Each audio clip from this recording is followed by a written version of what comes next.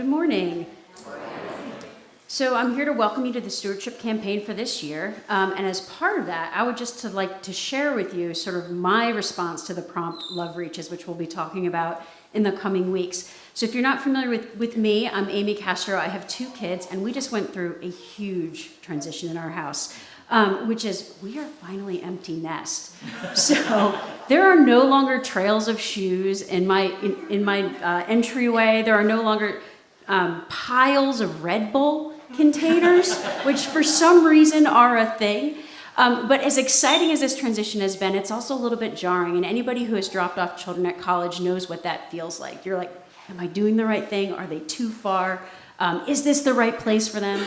Is God's hand going to be on my child as they're far away? And for us in our house, this transition was a little bit different this year. Our youngest, our daughter, is at the University of St. Andrews in Scotland. And if you know, a year ago, we took an intergenerational trip here at church through the Iona community. Both of my children went without me, so this was our trial run. Send your kids across the ocean alone. And there were some snafus, David. I'm looking at David.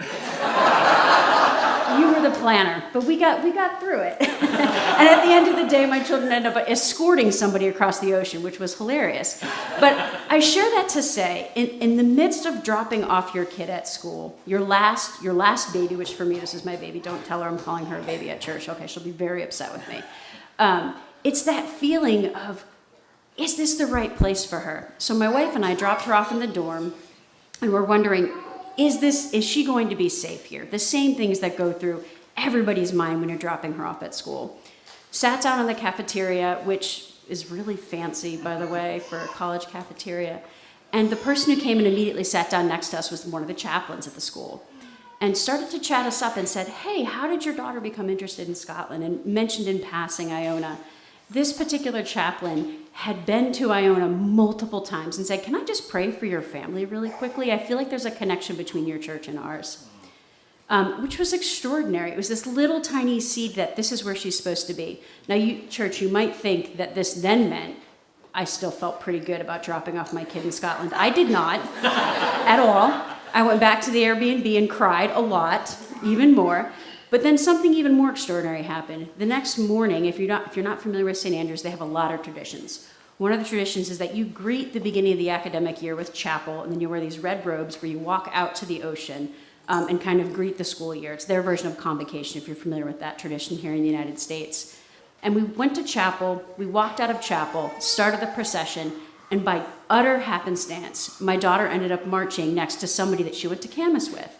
A youth who was a year older than her from the UK, who she had sort of had a bit of a bond with. And those 2 little tiny seeds were 2 ways in which the love that I experienced here at SPC carried literally across the ocean at a pivotal moment that my family was going through a pretty mega transition. And as much as I say that that's sad, or it's, I left my baby in a dorm, I will tell you, for those of you who are not on the other side yet, that first morning that you wake up at home and your kids are not in the house and they're not coming home the next day, it's actually kind of sweet. I do have to admit, I miss them dearly. So all that to say, I encourage you to think deeply about the ways in which love is reaching our community here at SPC and the ways that you might be able to contribute this next year in the Stewardship Campaign. Thank you so much.